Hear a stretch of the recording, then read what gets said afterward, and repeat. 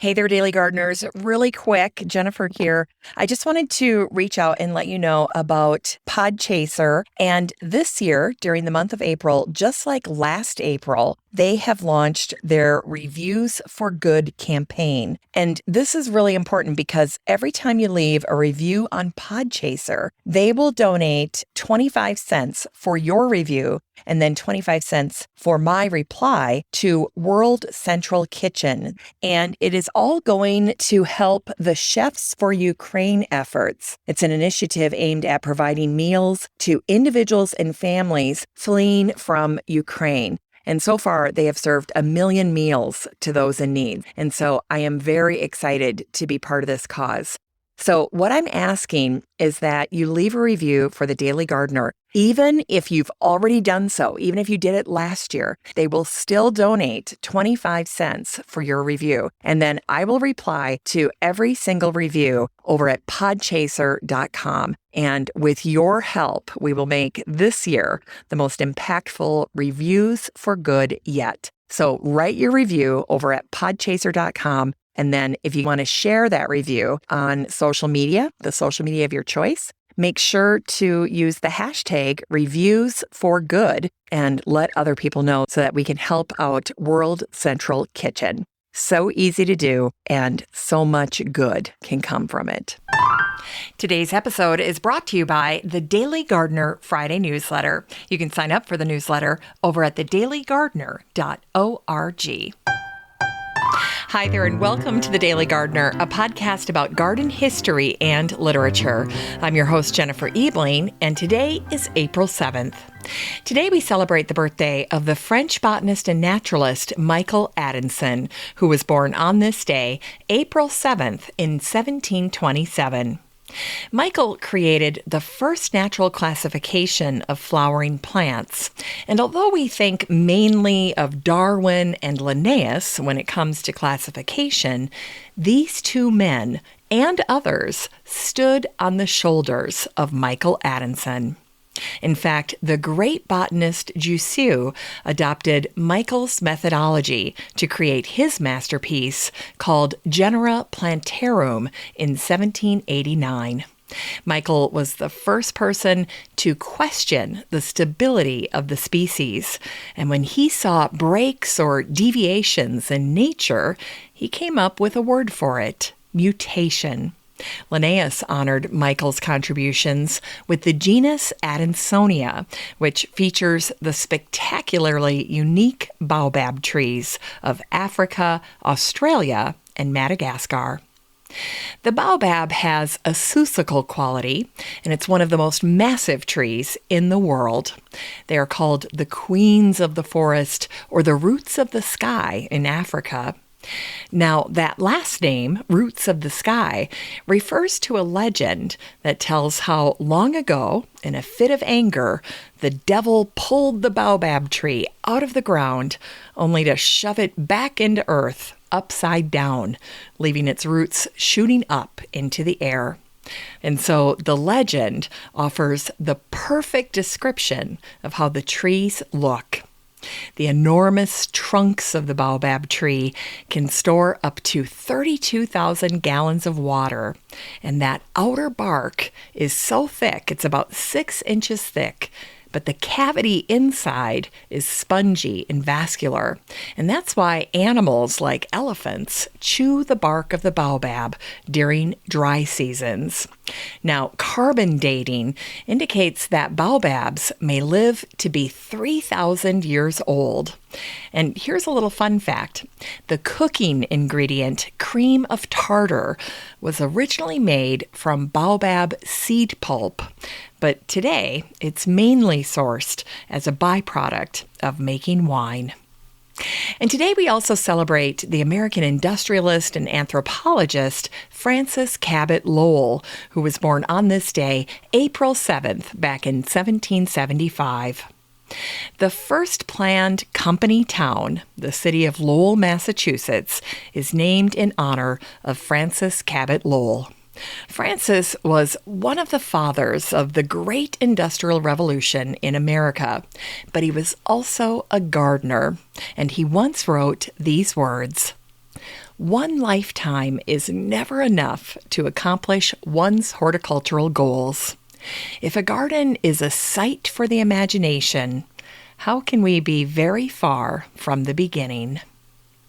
And today we also celebrate the birthday of the American botanist David Fairchild. He was born on this day, April 7th, in 1869. In terms of plant exploration, is there anyone more accomplished than David Fairchild? He was single-handedly responsible for introducing more than 200,000 plants to the United States. And that list of plants includes favorites like pistachios, kale, mangoes, nectarines, dates, soybeans, and flowering cherries. In 2019, David's incredible adventures and contributions intrigued an author named Daniel Stone, and he wrote a magnificent biography of David called The Food Explorer. The subtitle is The True Adventures of the Globe-Trotting Botanist Who Transformed What America Eats. And that is true. David brought the avocado to America. He really loved the avocado. And of course, he was in good company because there are so many people who are avocado fans. In fact, David once said this about the avocado. He said, "The avocado is a food without rival among the fruits. It's a veritable fruit of paradise." So, yay, avocado. And here's a little fun fact about David. In 1905, he married a woman named Mary Ann Bell, and that last name is a clue to his famous father-in-law. It was none other than Alexander Graham Bell, the father of the telephone, who, along with his wife, also enjoyed gardening. And today we celebrate the birthday of the American biomechanics researcher Stephen Vogel, who was born on this day in 1940. Stephen is a James B. Duke professor in the Department of Biology at Duke University. In 2012, he wrote a book called The Life of a Leaf, and he wrote these words. "I'm not even much of a gardener. My contribution to the family garden consists mainly of compost." It's time to grow that garden library with today's book, The Fine Art of Paper Flowers by Tiffany Turner. This book came out in 2017, and the subtitle is A Guide to Making Beautiful and Lifelike Botanicals. Well, I tell you what, when it comes to making permanent arrangements using elements like paper flowers, there is no better teacher than Tiffany Turner. And this book, by the way, has the most beautiful cover. Tiffany is a bit of a polymath. She's multi-talented. She's licensed as a California architect. She's a fine art instructor and an artist in her own right. Her work's been featured all over the country. She typically explores nature in her work, and she creates botanical specimens that can be staggeringly large or very, very, very tiny. Now, Tiffany was raised in the woods of New Hampshire, but for the past 20 years, she's made San Francisco her home, and that's where she and her husband are raising their 2 children. And no doubt they've delighted in their mother's beautiful, beautiful work.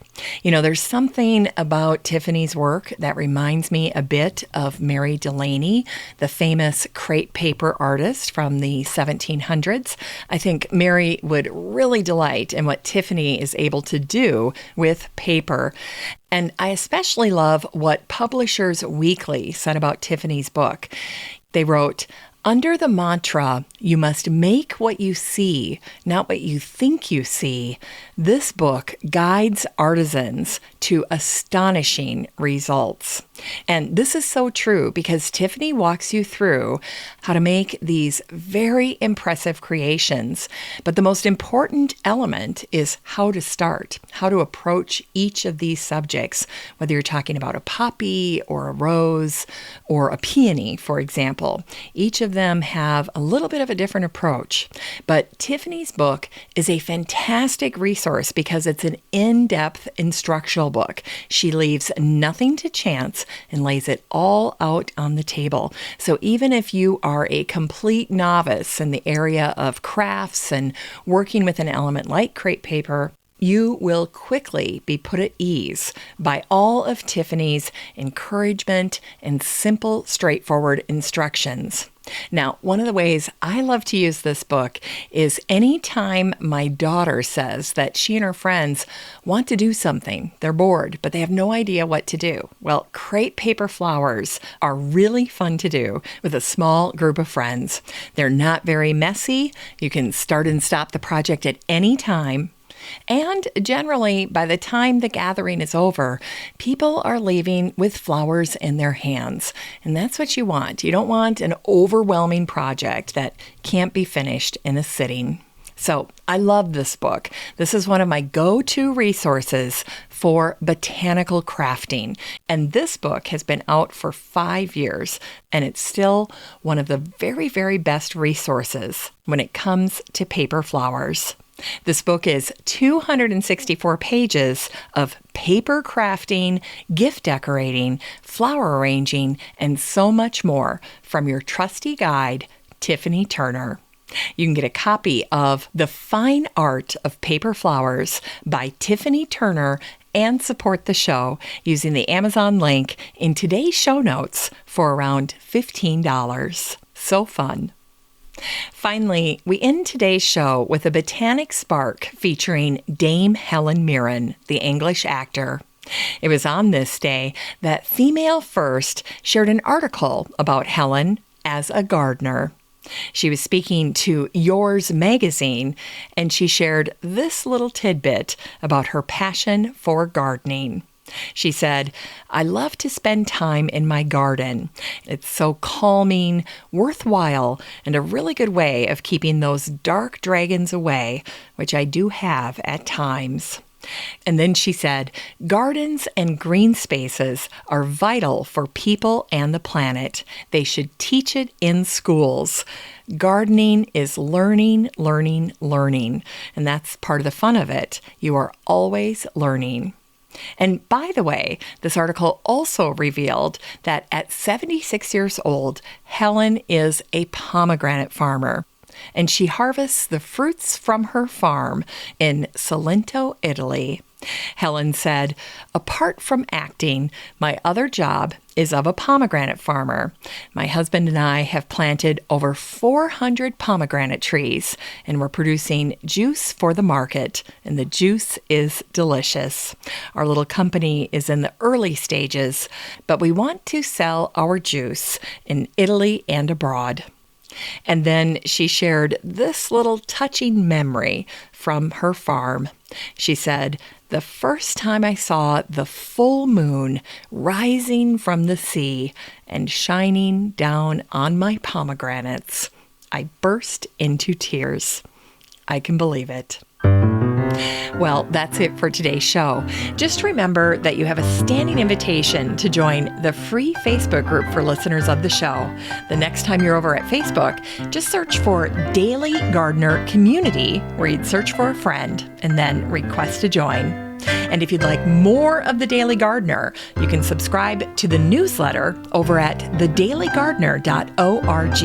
And don't forget that you can also show your support for the show by using the Buy Me a Coffee link over at the website or in today's show notes. This is Jennifer Ebling. Thanks for listening to The Daily Gardener.